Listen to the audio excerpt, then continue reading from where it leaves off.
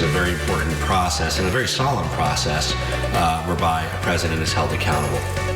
That is Colorado Governor Jared Polis talking about this week's proceedings in Washington, D.C., during which the U.S. House voted to impeach President Trump.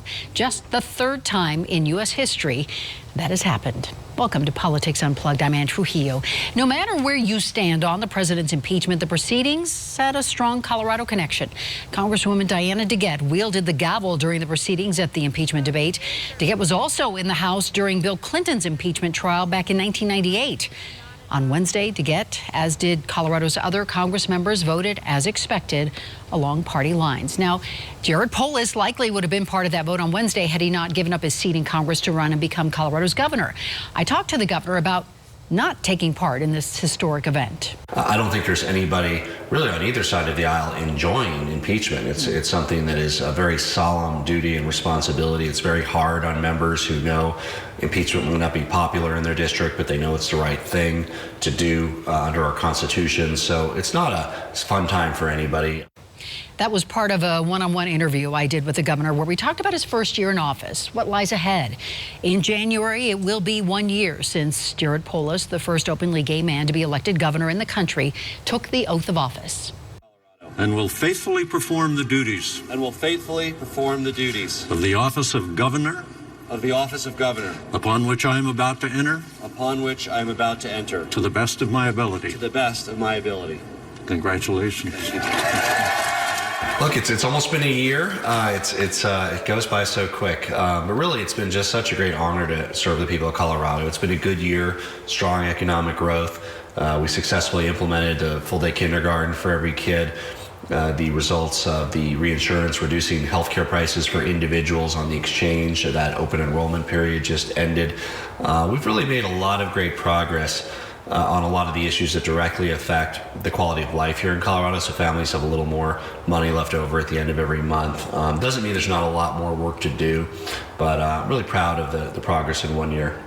So as you look to next year, what's on your to-do list? So we're continuing to focus on early childhood education. I'm, obviously a real believer, not just as a parent of an 8-year-old and a 5-year-old, seeing the impacts of great early childhood education, but really also looking at the data, the numbers. Great return on investment to taxpayers. Investing money in 3- and 4-year-olds shows great results over time.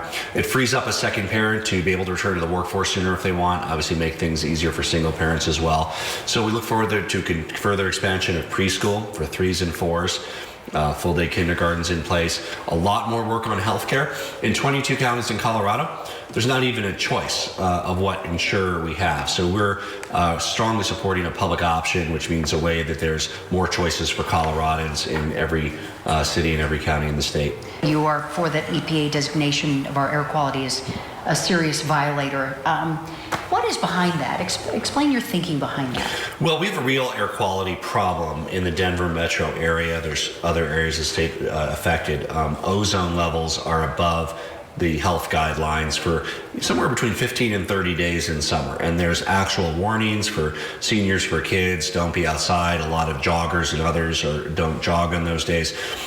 We pride ourselves on being a healthy state. We want healthy air, a good environment. So yeah, we want to do whatever we can to go into not having those, what we call ozone non-attainment days. And so rather than sugarcoat it, we requested that the EPA not sort of grant us a reprieve on this crisis, but in fact work with us to help improve air quality, improve health in Colorado. Is that the right message as the leader of this state, that we have a serious air quality problem? Yeah, ignoring it doesn't make it go away. I mean, certainly as a leader of the state, I could pretend like we don't have one and not act to solve it. But I think what's important is being truthful with the people of Colorado. People do hear about those air quality days when they occur, but we need to be truthful about addressing the root cause, because we owe it to Coloradans should be able to jog every day. Seniors and kids shouldn't have to worry about being outdoors in summer because of air quality. And we're confident that with this new authority, we can start making progress in that area towards making sure that you're able to jog every day, weather permitting. So what do you think is the root cause? It's a combination. It's not one thing. So it's obviously cars, it's factories, it's energy, it's oil and gas. It's kind of the aggregate impact of all of those, which means we need to look at all those. Now, we're doing things in each of those areas to try to reduce emissions, and they all will contribute to cleaner air.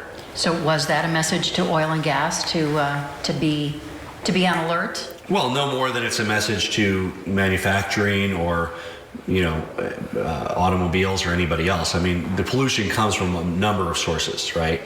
And so really we need to work to reduce them in all of them. And we're doing things around transportation. For instance, we introduced snow staying, which is bus service to the ski communities from Denver and Lakewood.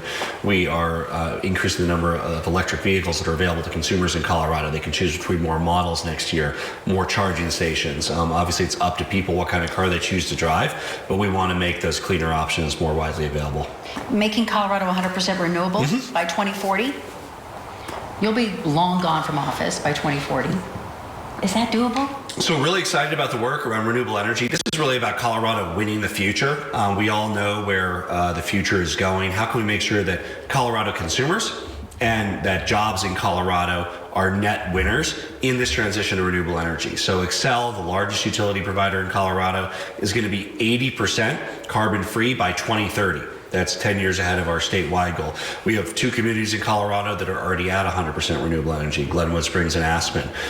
We have many towns like Pueblo, Summit County that have more aggressive goals to get to 100% 2030, 2035. So this is a really exciting time around the energy space. There's great savings for consumers, cleaner air, and good green jobs in Colorado that can never be outsourced. So you think this is doable? It's not so far-fetched, not a high-ticket item that Colorado will be able to afford? Figuring, Colorado, again, is geophysically blessed. We have great wind and we have great sun.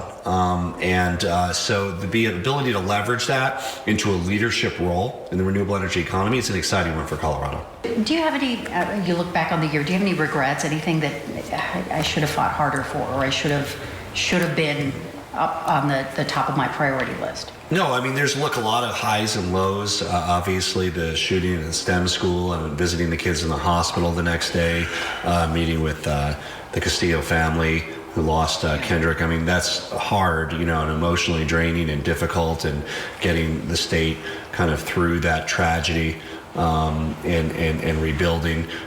We've had, of course, avalanches and a modest number of fires. So dealing with those everyday crises has always been challenging. Really representing the state during our moments of achievement and glory, but also during those moments of tragedy is part of this job. So, I mean, for a governor, you celebrate and you mourn with the state, whether it's celebrating our 4A and 5A high school football champions who, 2 weeks ago won their championships, and whether it's mourning with families who lost a loved one in the line of service.